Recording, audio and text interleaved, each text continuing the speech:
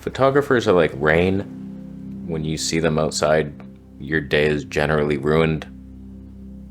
They're the one thing God would take back if he could. They come from clouds. Doesn't mean I'm not gonna help 10 of them if they ask. I'll help. All I want is the perfect camera.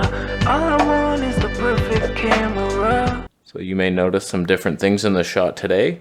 One, I have given up hope that a background is needed. No lights, no fancy anything. We're just boring now. And I've switched into auto white balance because for some reason, even though I use a gray card in here, the custom white balance makes everything orange and weird. And so whatever, you do you, Canon. I give up. I don't care anymore. Was that your question? And midway through the episode, we have a special treat. The treat will suck. What are the drawbacks of getting into Lumix S5 II? Limitation of lenses? Saw your video of it. You seem to like it. You would think. There's almost none. No drawbacks to get into that system. It's about as cheap as you can get into full frame. Although, Canon R8 outdid you. They're like, oh, that's how much? Okay. Well, knock it back a notch. How do you like that, penny boy? So they're competing. I don't even know if they're more expensive. I should have looked that up. If we check with our good buddies on Amazon, side rant, all those heroes, when DP Review got sold, they're like, I'm boycotting Amazon. I'll never buy another camera again from them. Notice they only said camera. Meanwhile, they're shopping. Hey, hon, you need toilet paper? Yeah, don't worry, I'll get it on Amazon. Got Prime, it'll be here in 7 minutes. Yeah, what else you need? You need groceries? Okay, I'm gonna go to Whole Foods later. Oh, what? Amazon owns Whole Foods now. Oh, so you're boycotting them too, right? Amazon owns like hundreds of companies. Most, like everything we know of is owned by like 6 people in the whole world. So like you boycotting one, you're just directly funneling your ass into their next thing that they made. You're not helping a damn soul. You boycott my links, I boycott your life. Panasonic S5 II's a 2000, Canon R8 1500. Wow, that's a big undercut. I'd personally rather have the R8 just because it has 180 frames with autofocus and no IBIS. I like that. Except that battery, that piece of why. Panasonic does not make lenses very often, so you're going to be very bored hoping that something new is coming out, and then your next option is Sigma. Oh god, I feel sorry for you. Or Leica. If you could afford the Leica, imagine a Panasonic S5 II with Leica primes. Holy cow. But then your cost offset analysis is debunked. Considering Canon R5, which doesn't overheat anymore, isn't it better than Sony a7S III? If not, what are your reasons? Sony only has better lens choices. That's everything, by the way. I don't know. Canon R5's coming with a huge firmware soon. Might excel it beyond potential, but for me, it's just I can't edit the damn files. So it's like you have the worst codec in the industry where it's like, wow, my computer doesn't recognize you. Even though I recognize very clearly H.265 10-bit 422 in Sony. But when Canon does it, I stutter and it makes it completely unusable and unenjoyable to edit the file. So that's my reason. I'd rather have the Canon probably. But 4K 120p is sharper on the Sony. You get 240 frames per second, where Canon does not do that at all. Only 120. That's the dumbest thing. We do 4K 120 and HD 120. How is that? What? Sony has much more reliable autofocus, and the lenses, for the most part, you're gonna find that magical Zeiss lens or something. Canon, like this is my favorite lens of all time. 24mm 1.4 original Mark I EF lens. So it's cool that I can adapt it, but like all the RF, there's nothing inspiring. It's only budget hobo shit and then $1 million not even good lens shit. Do you regret selling the G9 over selling the GH6? I regret neither. They were both fine in their day. The GH6 had its moments, but there were so many annoying things where turning on the camera took too long. I'm like waiting and then pressing record and having it 2-second delay where it's like as soon as you press it, the red ring around the screen turns on and you're like, oh, I'm recording, but wait, I'm not. And then 2 seconds later it kicks in, your image lags and catches up, and then the timer starts. Okay, we're recording now. I've missed so many shots. I don't know why it's so slow here. Micro Four Thirds, what the hell? You're fat. It's 839 grams or something. It's heavier than any full frame we know of. So it's just weird. It's a weird system, but it looked fantastic.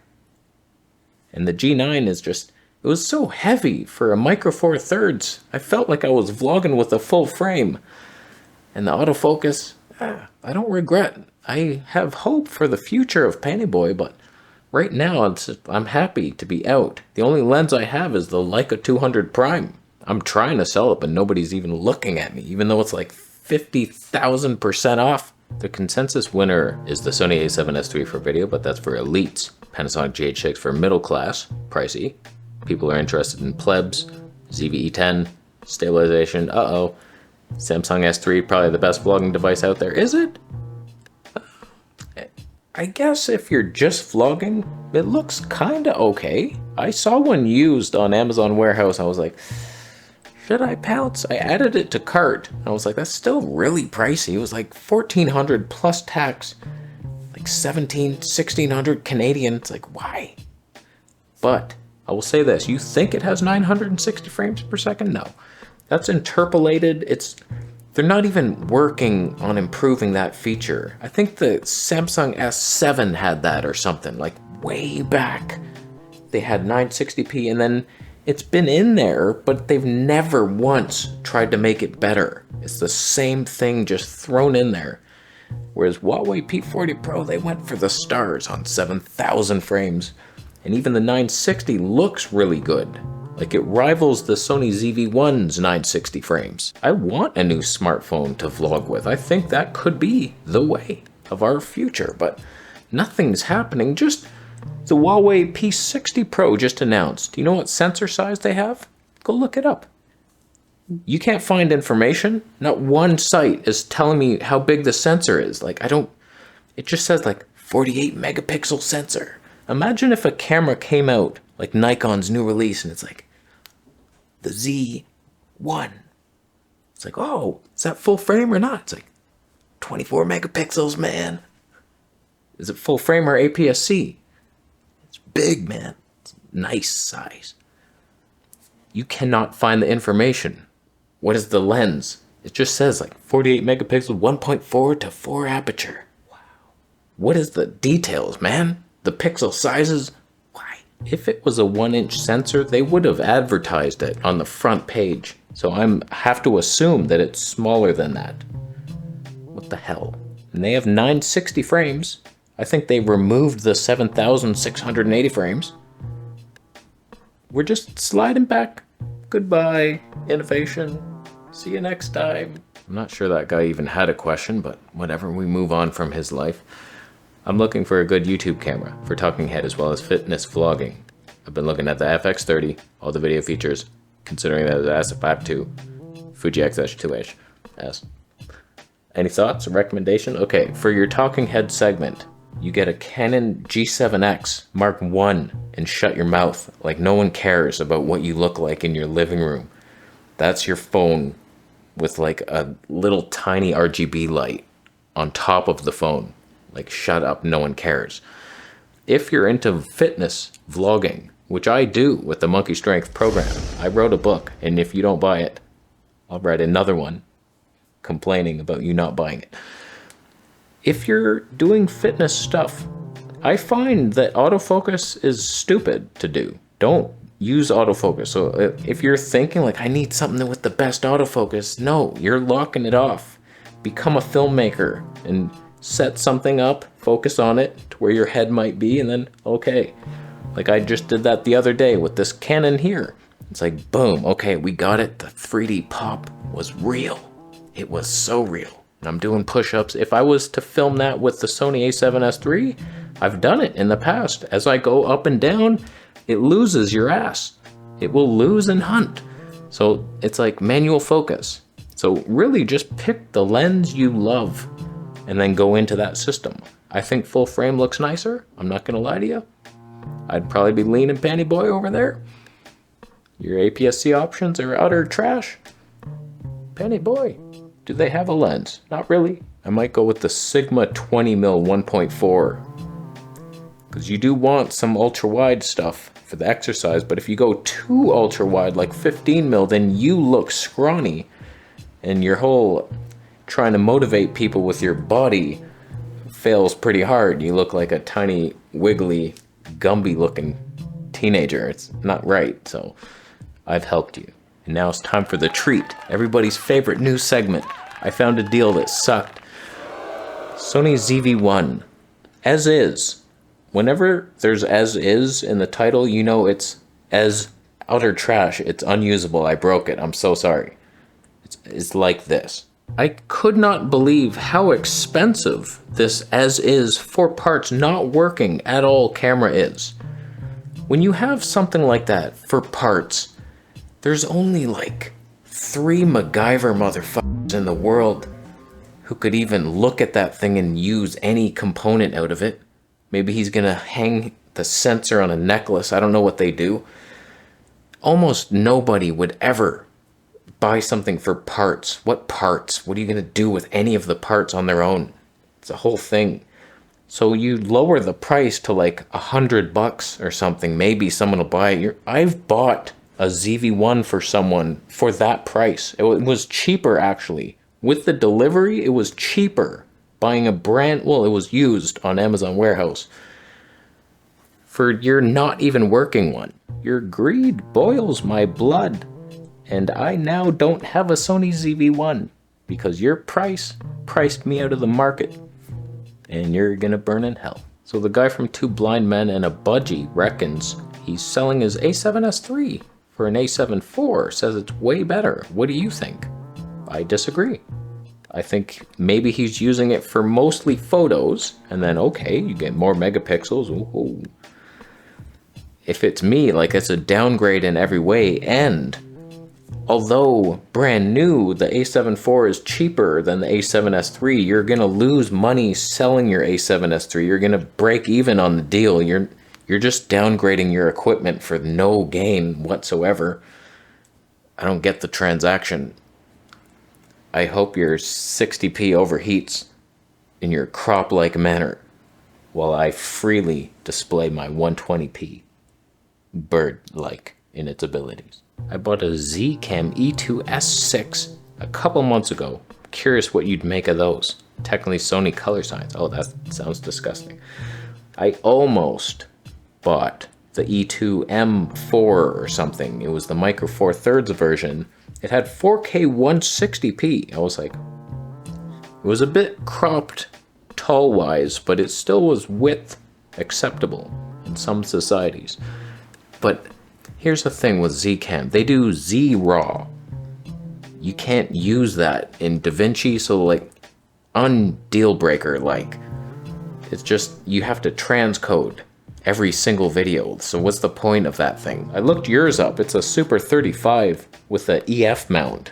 Now you're in Canon C100 Mark II territory with no lenses that are wide enough to be fun. And you can't speed boost because you're already EF mount. What are you gonna do with that thing? How are you gonna vlog in your living room with that? Did you think of that ahead in time? No. No, you didn't. The Sony a7S III is advertised as no crop when recording 4K 30p, but you're saying it's 19%. Photo crop. Their sensor is taller, and we crop that out. It's full width of the sensor. That's why I'm saying if we had a 16:9 sensor, we would get a longer width sensor that would be beyond full frame, entering into medium format territory with large pixels. I can't even imagine. It's too exciting to talk about. When you, for example, say ESR is advertised as 75% crop in 4K, which means, according to your theory, it's more like 70, what? I'm not reading that right. Listen, buddy. The crop in the 4K is hardly noticeable at all. In fact, I just switched to it. I hardly had to back up at all or move my microphone. Nothing really changed in my life. I realize that I describe crops poorly when I say the percentage. This is a 1.745 times crop, which I always keep saying 75%. It's 175 roughly, 174.5. It's a huge crop. It's a deal breaker in a lot of countries. But in general, all I'm saying is most camera sensors are not this ratio that you're seeing, 16:9. They're tall for photos. And then to get video, we crop off most of it. And you can't say we're full frame still for video. We're not. So it could be if we do 16:9. No one's doing it. Some have done it, and they're blessed. Canon C70, Canon C500 Mark II, Blackmagic 4K, I think. Don't quote me on any of those. Roughly 16:9 video-centric sensors is what we need, and we're not getting it. All right, last question. Wondering what you think of the GH5s. As far as I know, it was designed as low megapixel video-centered sensor. It was, and it was special. If you think of contrasting that with the GH6's 25 megapixel, you're like, what the hell are they thinking for 6K open gate? Yeah, the GH5s, probably much better in low light than the GH6. So we're all waiting for a GH6s success. I'm just throwing that out there. Words do matter. That would be nice. But the GH5s was quite flawed, even though it was a gift from Marcus Pix. A loving gift. And I used it for many a year. And then eventually I had other cameras and I was like, it's not so great anymore. It had no IBIS. That really sucked. The autofocus, unusable. And the slow motion had tons of moire in it. It was like 240 frames. Oh my God. It was capable because of its low megapixel sensor. It could do the speed. That's what I'm saying. Come on. Let's do that again. Only actually work out the kinks. Little anti-aliasing filter in there. Oh no, it's softer. All films are soft.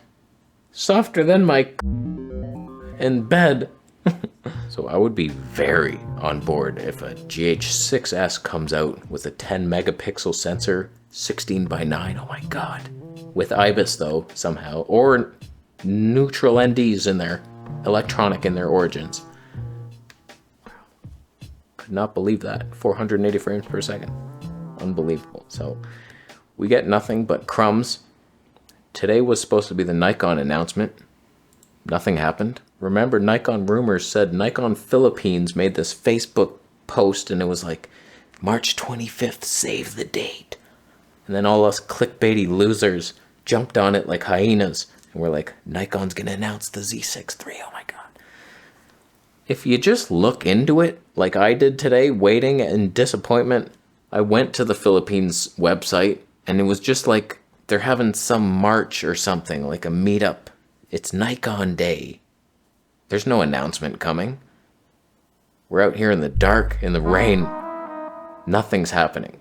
So don't take clickbaity losers who clickbait your life. Look into it yourself. If you just would have went, I didn't need to make that clickbait video. But I did. I fell for it. Do your due diligence, my friend. Be the news reporter that you wished you used to watch on TV. They used to care. Not anymore. Not anymore. So blame us. Blame yourself. And we will get back on track after you buy a Camera Conspiracies t-shirt. And anything I post through Amazon affiliate links, you will go to them. It makes me money. I like money. Subscribe my way to